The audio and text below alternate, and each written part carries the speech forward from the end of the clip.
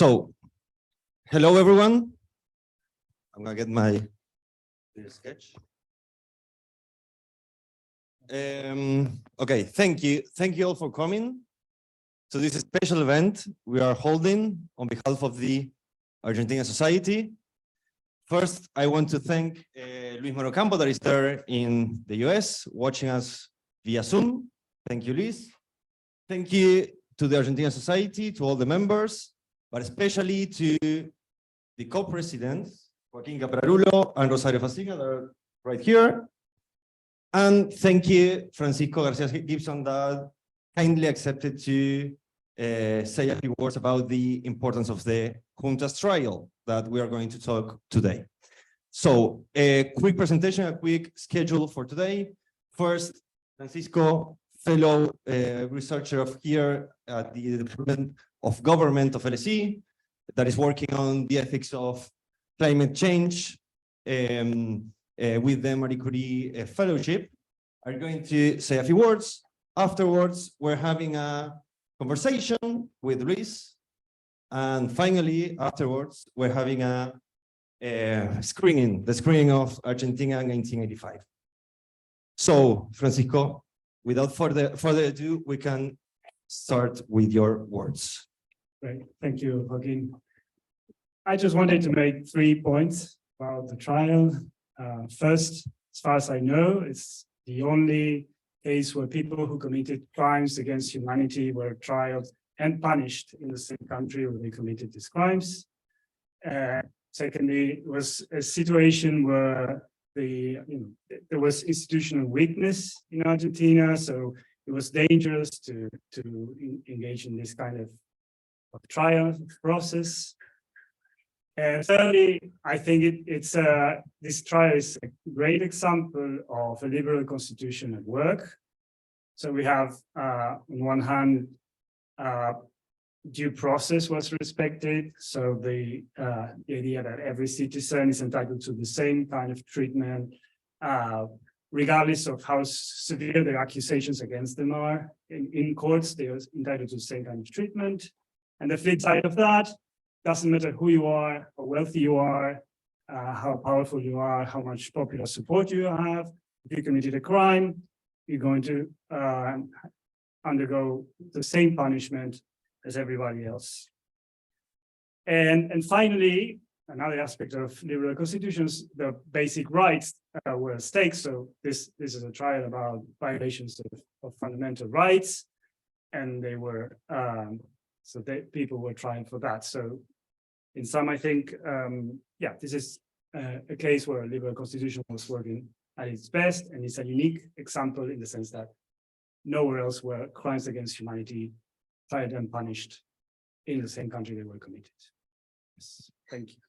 Thank you. Thank you, Francisco. We wanted just a few words for a little bit of the background of the trial. Now, if Luis, can you hear me well? Can you see me well? We can't hear you, so just there is something. It's not you. Okay, now it's okay. Yes, excellent. Perfect, wonderful. Well, thank you, Luis again. Thank you, Luis again. Well, I believe that Luis doesn't need any introduction, but as you already know. Yes, but formally, I'm going to give one, a quick one.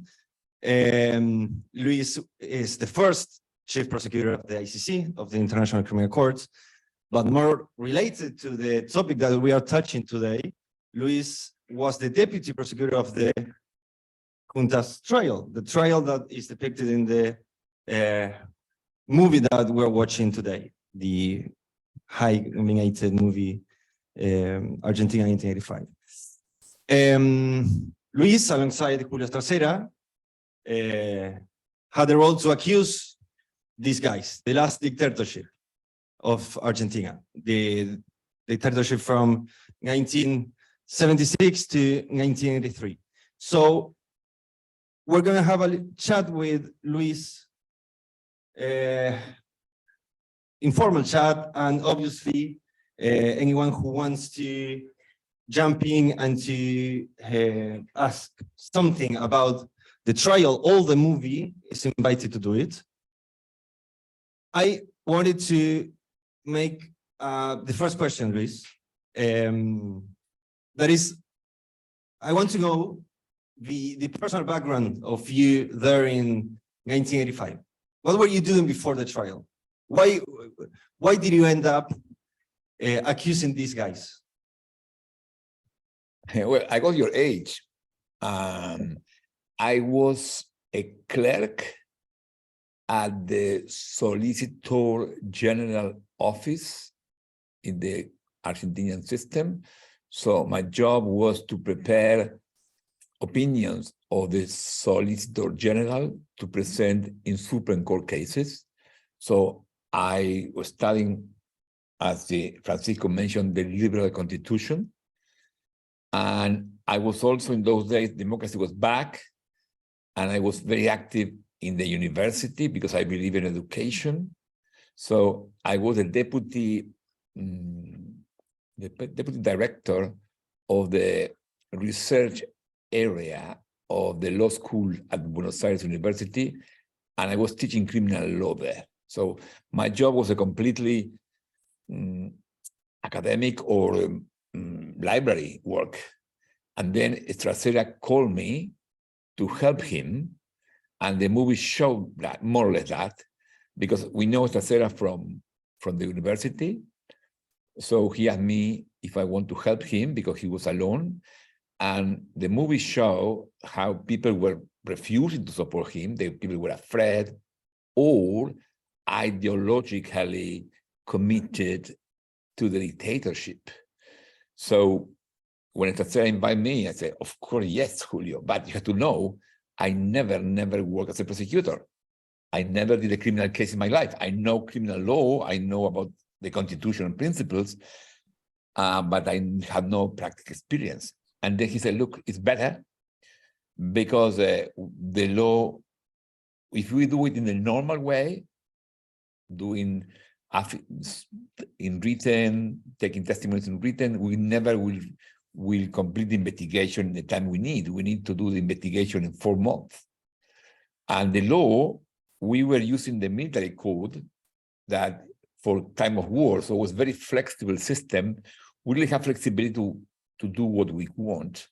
So he said, you can invent whatever you want, but please, you should conduct an investigation in 4 months. That was my task. So, and the film showed that. The film showed, I explained to Estracera, I had no experience. The film showed how we organized a group of very young people. The older were 27, some were 19, 20, most of them not students. And it's funny because The Guardian made a nice criticism of the movie, saying, the movie is great, however, this idea that a group of young people could do the investigation is fiction. And in fact, that was the truth. It was completely real. So was 20 or a group of 20s, people are 20s, in the 20s, who conduct the investigation, taking advantage of the Truth Commission information, and we call the victims who were making statements in the Truth Commission. And then what I need is a group of people that victim can trust and have empathy and have energy. And that's what we did.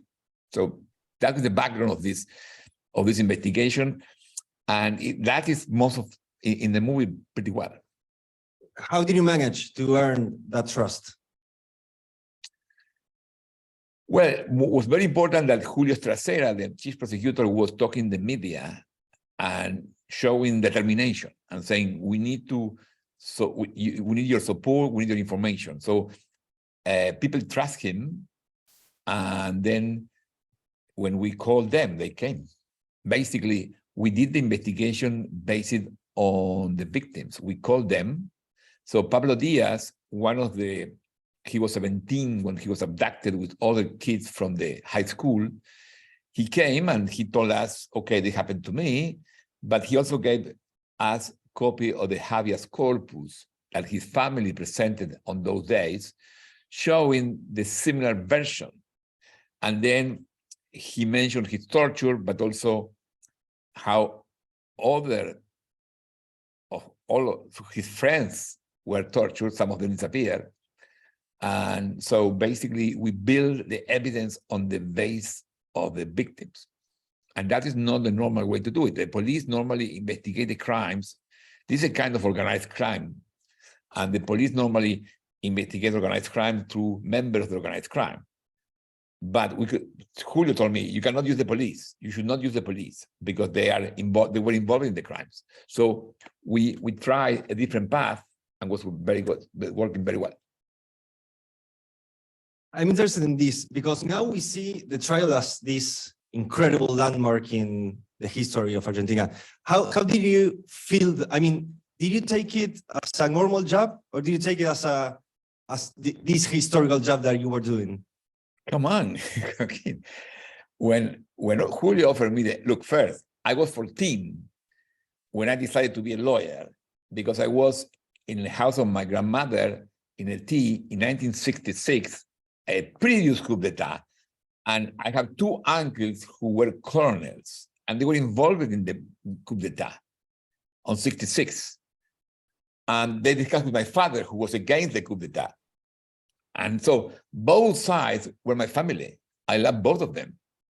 But I was thinking, okay, this is incredible. This country cannot work in this way. That's why I was 14, and I decided I should be a lawyer. And 10 years later, there was the coup d'etat, and I was finishing my law career. But then almost 9 years later was the trial junta, and then I was ready to be involved in this.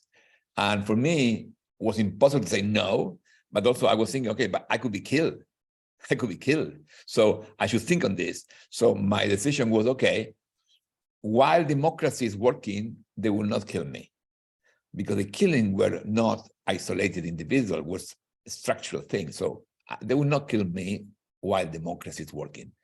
And if there is a new coup d'etat, I should not think 1 second, I should escape, I should leave. So for me, that was the idea. But then I took the risk as normal. Look, each time when I turn on my car in those days, going to the office, I open the door because I learned if the bomb explodes, will be less damaging if the door is open. So I open the door, turn on, the car is working, no bomb, close the door and go. That was my life. I guess your mother, and we can see that in the film, your mother was not happy with the decision. How was that conversation with your mother before when you told her, I'm taking this job? No, it's funny because the film showed that very clearly. For me, my first goal was to prove the case before the judges. But in addition to that, I understood we need to convince people in Argentina that don't believe in what we are doing. And my mother was a closer example I have. I never could convince my mother. My mother loved General Videla, and my grandfather was a general. And then my mother saw General Videla, the dictator, as her father, and they went to the same church in Olivos. So my mother loved General Videla. So she was always disagreeing with me. But then the testimony of Adriana Calvo de la Borde during the trial, explaining how she gave birth in the seat of the police car, handcuffed. That testimony, my mother read it about, and then she called me, and that is in the movie. She said something a little different. She said, I still love General Videla, but you are right. You have to go to jail. So my mother this happened 10 days after the beginning of the trial, so my mother was easy. Was more complicated. The movie also showed my intention to communicate to the people who really, really don't like us. And that's why it was important an interview with a journalist called Bernardo Neustadt. Bernardo Neustadt was a journalist who, during the dictatorship, was supporting and representing the dictators. So Julio Tresera hate him. And he always told me, we cannot go there. But then he had to accept that one day I think, look, I should go because we need them on board. And I did it, and the film showed that. So, and the interesting thing for me is the film now, we won the communication battle, we won the case in court, and we won the communication battle in '85. But the film now is crossing time and reaching your generation. No, I like to be honest. I know Joaquin Casalia for the last 20 years. I think he was 8, but we never talk about the Junta trial. So the movie is opening this opportunity to discuss with the new generation, the people you born in Argentina, those who are 30, born in democracy. For them, democracy is normal. Okay, they have to understand how complicated it is. But also for me, it's interesting, and that's why I really like this conversation with you in London. What is the meaning of this movie for non-Argentinians? No, because for me, it's fascinating how to see the movie is reverberating in different places, crossing borders. People from Brazil, because the January 8 rebellion in Brazil, they are calling me, January 8 in Brazil is similar to January 6, 2020 in US. And people from Spain and Brazil call also me because Spain and Brazil had no investigation of the past. But I think democracy is not just under fire in the old time. Democracy is today under fire, including UK. So I think the movie is it's reaching different people because it's about, no one is above the law, no? And even the most powerful people could be prosecuted. So that is, I think, an important point. And so I'm very interested in understand how, for the new generation, the meaning of this movie is how for those non-Argentinians, but also because Francisco talking about the liberal constitution. It's funny because we are lawyers, we think in legal terms. The movie will show you something different. The movie will show you the emotions. The film is absolutely respecting what happened in court. The testimonies in the courtroom are exactly the words of the actors, are exactly the words of the real witness. The words of Estracera and the closing arguments are our words, the words of the prosecutor office, each of them. But the rest is creativity. So it's based on truth. My mother is there, the young workers of the office are there, but Santiago Mitre put some creativity there. For instance, the recruitment of the young team was not exactly as happened in the movie, but it's fun. And I understand it's funny and it's okay.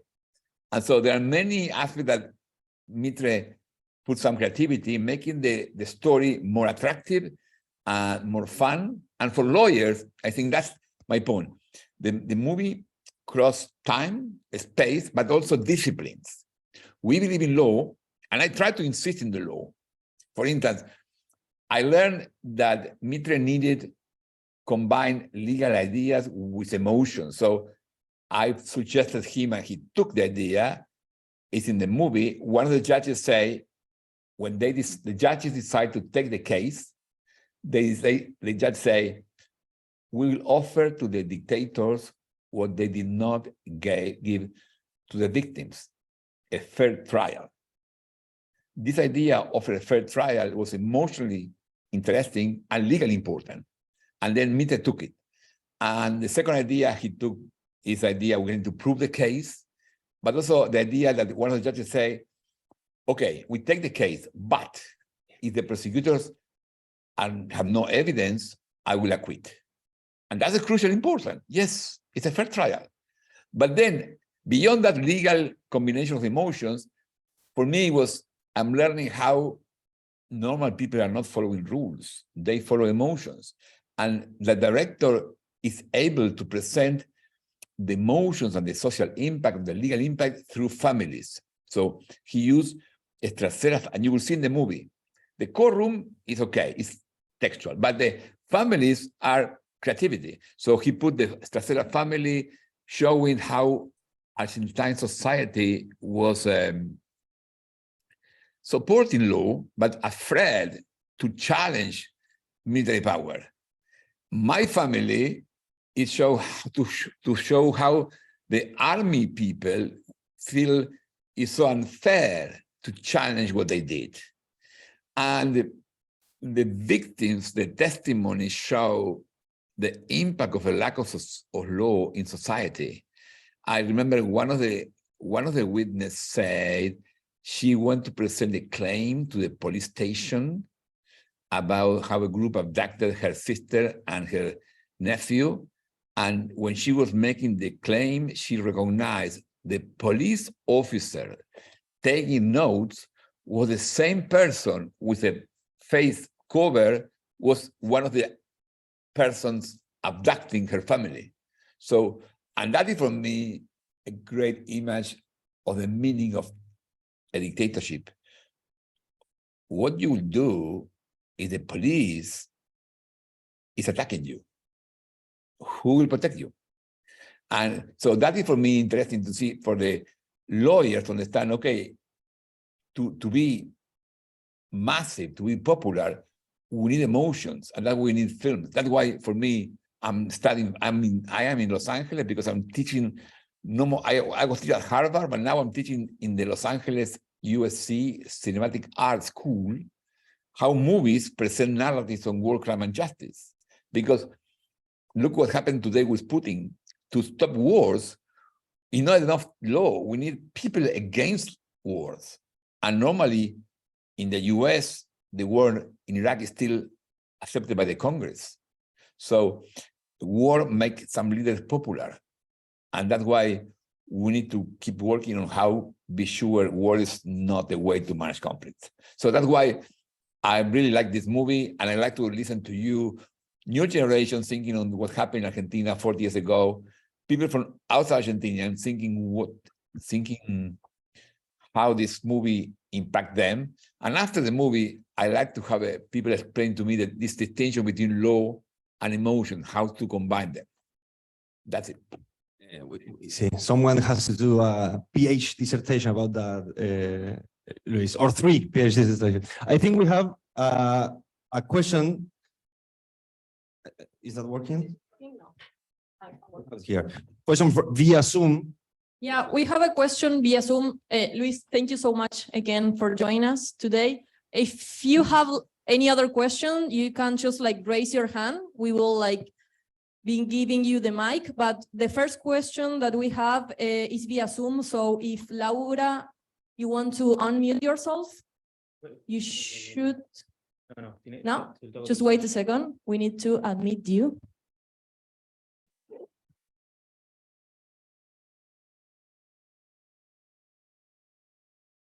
Okay, it should work now, Laura. Hi, can you hear me? Yes? Yeah, perfectly. Great. Well, thank you very much for allowing me this. And Luis Moreno Ocampo, it's really an honor for me to be able to talk to you today. I was very young at the time. I remember the trial, and I watched the movie twice already. And I think it's very important for, one, the younger generations who didn't live at those times, and also foreign people, in order to understand the context a little bit better. There are a few things that are not shown in the movie, and maybe you can explain now. The first one is the role of the CONADEP. What was the CONADEP and how it opened the doors to the trial? Mm-hmm. And my second question is what happened after the trial, which was the ley of obediencia debida and the punto final, which are not mentioned there. And the end of the movie leaves a question mark for people who didn't live at the time and don't know what happened afterwards. I don't know what the translation for those laws is in English. Thank you very much. Okay. Yeah, the movie focused in 1985. Before that, since happening, basically there was elections one of the candidates, Raúl Alfonsín, proposed to investigate the past. The Peronist candidate, the Peronist was the majority country, and they decided, no, we cannot do it because it's an amnesty adopted by the army. The Alfonsín said, no, the amnesty is null. So he did propose to investigate the past. He won 52% of the vote, so people supported him. And his first decision was to request investigation of the guerrilla leaders and the army leaders. But also, Alfonsín made something very important. He requested Congress to decide that the amnesty law adopted by the army was null, and the Congress did it. So the Peronist Party joined Alfonsín's decision to investigate the past. So there was almost consensus. And then Alfonsín created one of the first truth commissions, the CONADEP, who was really collecting massive number of information. And then that CONADEP information was the source of the information we used to investigate the crime. So the selection of the cases came from the CONADEP archive. So that's what we did. And after the trial, the next year we do another trial against the chief of the police and some low-level officers, but then there was military rebellions, a law was adopted limiting the investigation to those who were more than colonel, no investigations against someone lower than colonels. Then there were new military rebellions. Then President Menem pardoned the generals 5 years later. Then the Supreme Court decided all this is null, and trial started again, and all the generals went back to jail. And basically today there are 1,000 members of the army and they're persecuted. So it's not a linear process, it's a convoluted process. And that's why, but the film had to choose one aspect, and the film chose the investigation to show how we collect the evidence and basically to show the testimonies of the victims. And that's the crucial part of the film.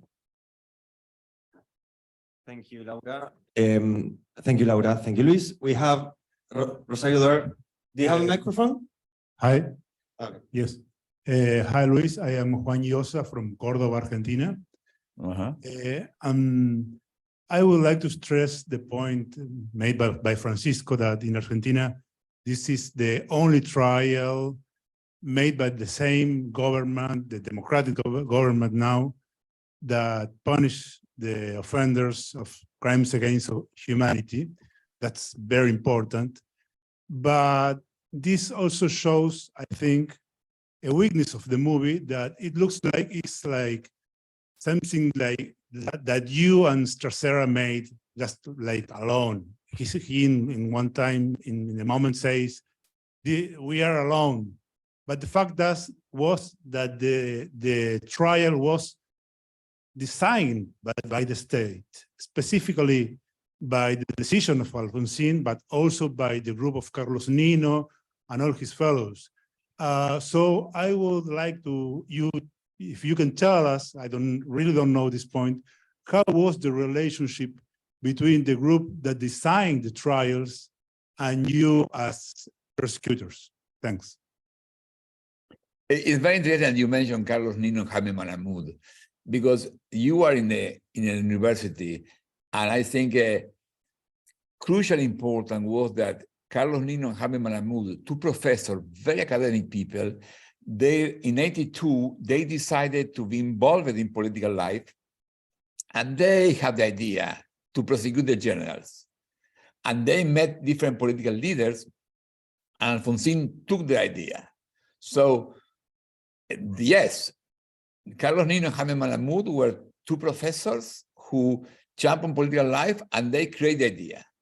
And we need another movie for them. So we cannot discuss with Santiago Mitre. Had to explain to me. A movie had to follow a limited group of people and present their emotions and the problems. So I like the idea to have a different movie showing Carlos Nino and Jaime Malamud, discussing with Alfonsín. Carlos Nino in particular, both of them are very academic, very not pragmatic at all. And it would be funny, a movie with both of them discussing with Alfonsín and his group how to transform this idea into a political operation. That what Alfonsín did. We had, after that, Carlos Nino and Jaime Malamud influenced Alfonsín. And Alfonsín was debating the Congress, the law to be adopted. So, but they were not involved with us in the investigation. And also, of course, the judges were important because the judges are real heroes on this movie, and they don't appear. I regret that because the judges decided it, and the victims are heroes. So there are many other movies to do, but I don't think we should charge the CONADEP also was a big thing. So you can make 7 movies, but this movie is showing this part, and it's great. But I like that you mentioned Carlos Nino, Jaime Malamud, because we are an university, and you have to understand the good thing of education is a long-term project. In Argentina, one of the most important criminal law professors was Luis Jiménez Azúa. He was Spanish. In the 30s, he was appointed a professor at Madrid University when he was 29. But Primo de Rivera did a coup d'etat in Spain. So Jiménez Azúa said, you cannot teach law under dictatorship, and he resigned it. Then Primo de Rivera was removed. Democracy was back in Spain. Jiménez Azúa went back to his professor position. He became a member of the parliament. He wrote the Spanish constitution, but then Franco took office. Jiménez Azúa had to escape, went to Argentina, became the criminal law professor and educating many people. But in 1966, in the revolution, in the coup d'etat that my uncles did, Jiménez Azúa was old, was 76, and he said, you cannot teach law under dictatorship. He resigned, and he died in 1970. He died in the exile from Argentina, University, and Spain. In 1980, I never met Jiménez Azúa. I was a student of Enrique Bacigalupo, who was his student. And I was in 1980 in a ceremony celebrating Jiménez Azúa, and was very sad. The guy was fighting for freedom and democracy and law, and he died in the exile from Spain, in the exile from Buenos Aires University. But in 1985, his students did the Junta trial. Carlos Nino and Jaime Malamud were 2 disciples of Jiménez Azúa. Of the 6 judges, 5 were students of Jiménez Azúa. Estracera studied with Jiménez Azúa. I studied with a student of Jiménez Azúa. So basically, 15 years later, a professor won the battle for law and democracy. So that's why I like the idea. You don't need to be discouraged for things that are wrong today. You have to keep working, and if not you, the next generation will do it. That's my feeling. Thank you for the question. Thank you, Luis. We have another question. But we have to see the movie. Are you sure? You have so many questions. The movie is much more interesting, whatever I say. That is true. Just 2 more questions. Quick questions. Yes.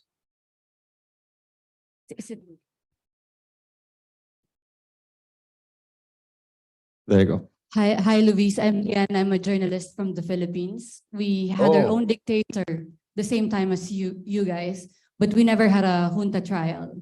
And that's why we revised our constitution. We joined treaties like the ICC. And as you know, our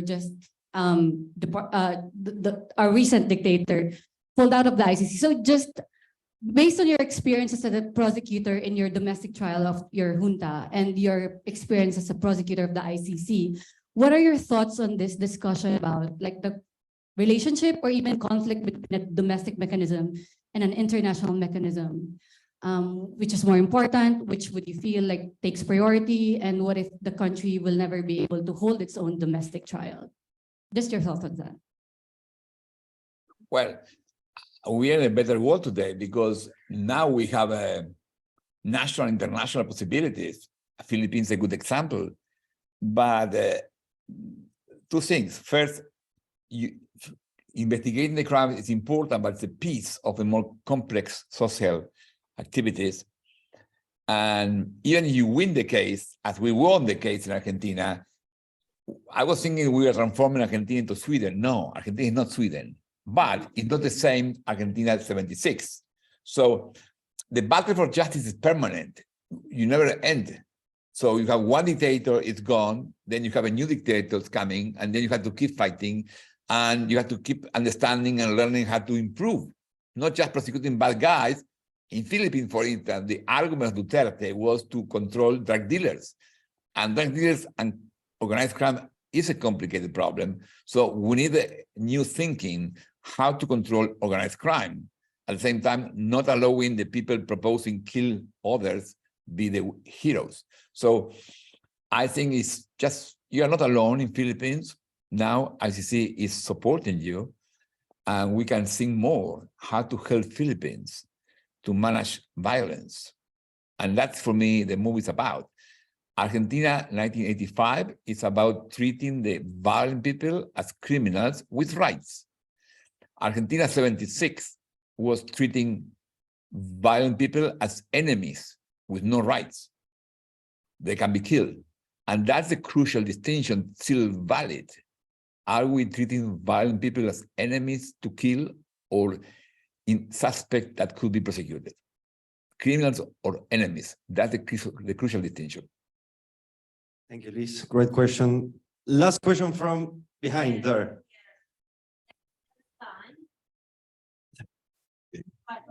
But there is a time limitation. Okay.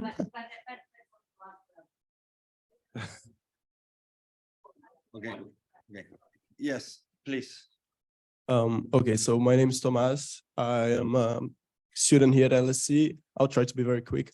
And I'm from Brazil. And that you spoke about, and that you said that we did not prosecute our dictators. And so, first of all, I want to thank also the Argentina Society, because this is an amazing event. And I would also like to understand, because you said about, you spoke a bit about the emotions and the importance of getting people's emotion towards the prosecuting of these dictators. And Argentina was able to do that in 1985, but Brazil did not. And so my question, with our last president, Ivan Bolsonaro, saying that during the impeachment of the former President Dilma, it was in honor of her torture during the dictatorship. So my question is, when is the due date of these emotions? So does Brazil still have hope of prosecuting these dictators or the actors of this dictatorship, or does Brazil have to live with the open scars of the dictatorship? Well, I think the most urgent thing in Brazil is to investigate the connections between January 8 in Brazil and January 6 in the US. That connection is crucially important. It's today's problem. Additional important problem in Brazil today, and it's not about emotion, it requires academic thinking, how to deal with organized crime. Because basically in Brazil, there are still extrajudicial killings and torture, and still organized crime is flourishing. So it's not just what happened 40 years ago, is what happened today, I think, the priority. And that requires, yes, emotion to show the problem, but also we need academic thinking apply to control what happened in January 8 and to control organized crime. So my talk about emotion is not ignoring that we need lawyers and police and people thinking new ways to investigate crimes. So we need both. We need to understand. We need a dialogue between our specific technical work and emotions.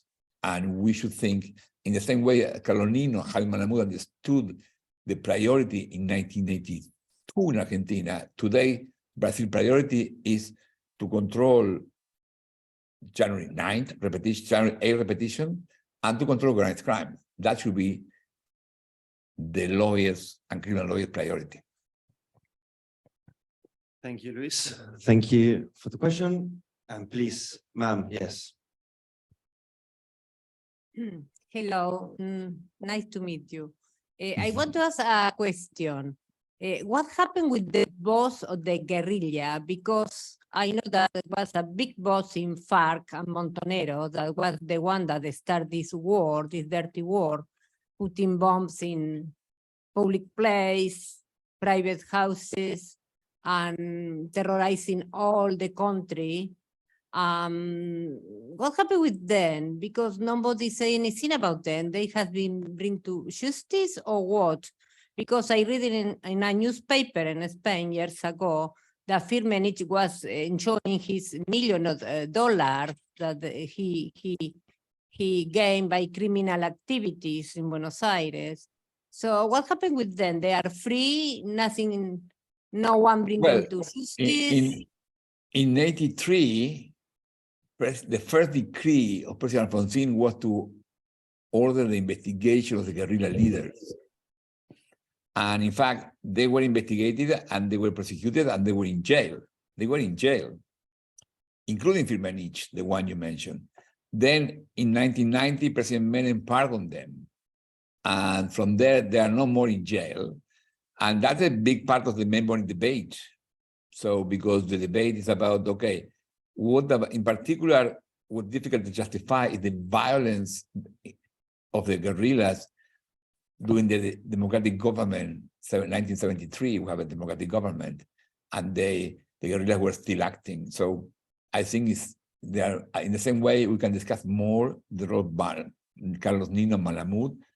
There are also other issues to discuss, including the meaning of the non-state violence, like guerrillas and paramilitary troops, what they call the AAA. So, but in answer your question, they were in jail for between 84 to 1990.